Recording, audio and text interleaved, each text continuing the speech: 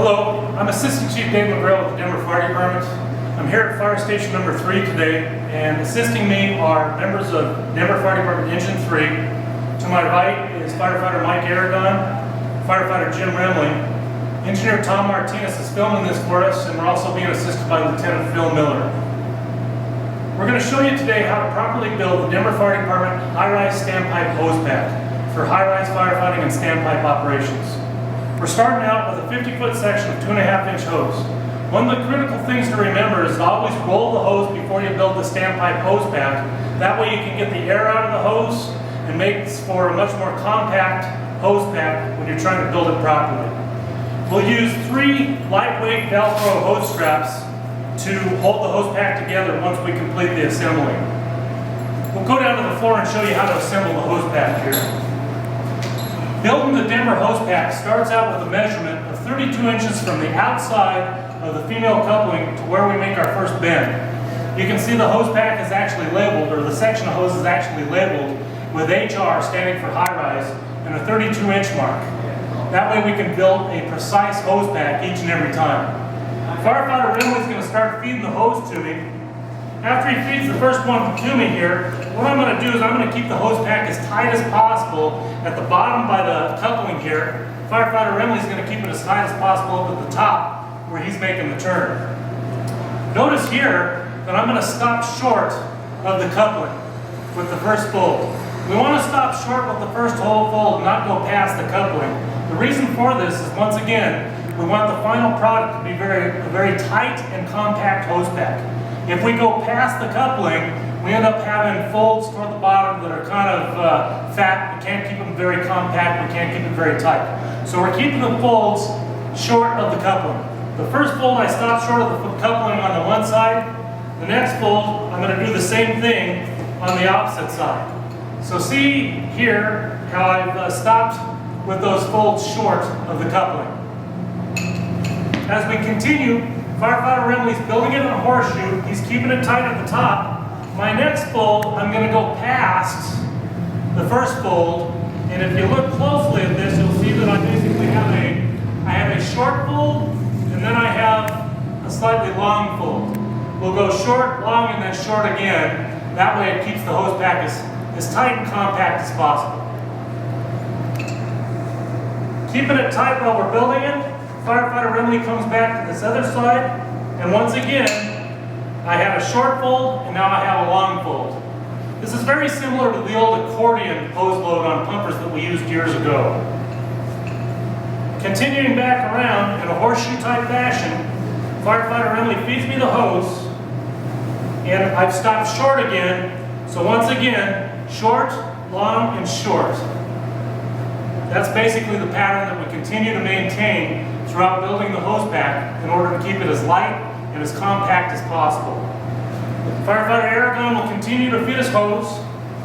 I'm stopping short on this one. My last one on this side was short, so this one I'll do long. This one was short, so I'll do a long one on this side.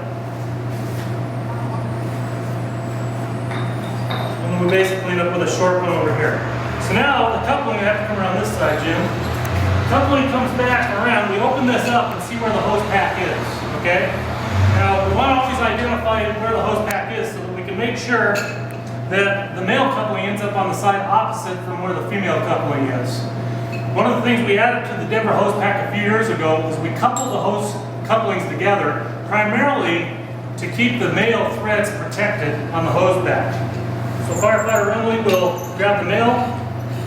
I'll thread the female on just a couple of turns, doesn't have to be tight.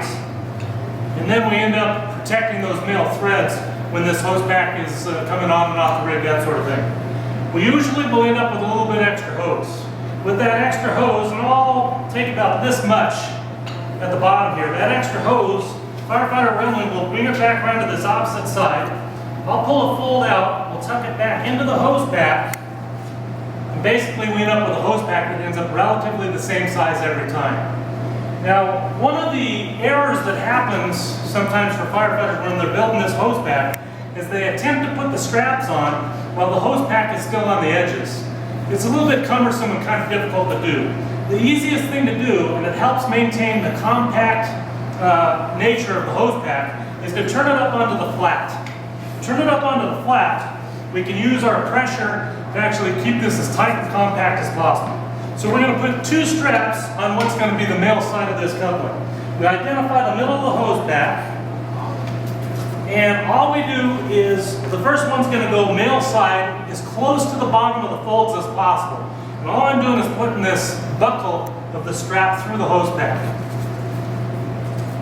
I get the red tab side. I can use a leg or a knee to keep this as tight as possible. And I tighten it up,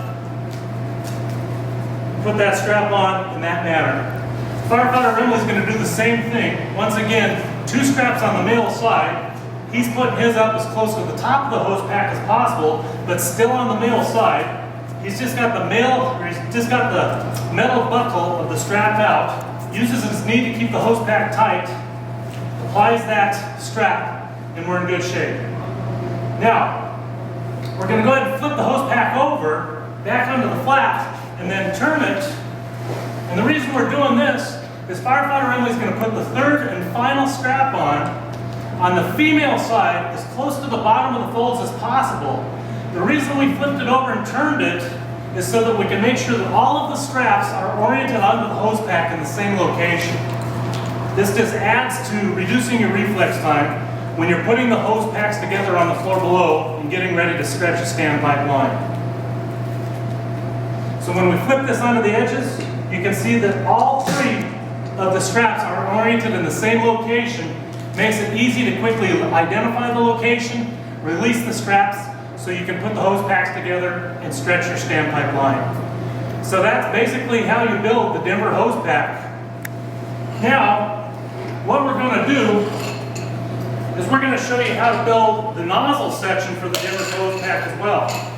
Firefighter Aragon has put this into position here, and what we'll do is we're going to go ahead and start about halfway through here, because it's basically the same recipe as for the straight sections without a nozzle, but of the 4 sections of 50-foot hose that we recommend an engine company carries, one of those sections we recommend has a nozzle pre-attached to it. So once again, we started out 32 inches from the female coupling to our first fold. We built the hose pack and we're staggering the folds, one short, one long. We'll continue in that fashion,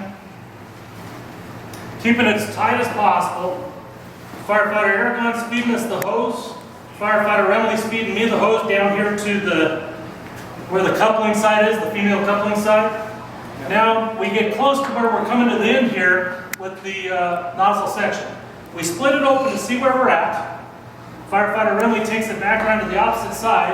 And what we're going to do is we're going to put the nozzle in the same location every time with the bail down. We put the bail down. We will have some extra hose. That extra hose once again comes around to the opposite side. We keep it tight. We'll open up a fold, tuck it back into the hose pack, and you end up with a hose pack that's relatively the same size every time. So now once again, back up onto the flat. The buckle portion of the hose strap, I identify where I'm at here, as close to the end of the folds as possible. I can use my knee to tighten that up. Try to capture as much of the nozzle body as possible. Tighten that up. Firefighter Remley will do another one toward the top, male side. 2 straps on the male side, 1 strap on the female side.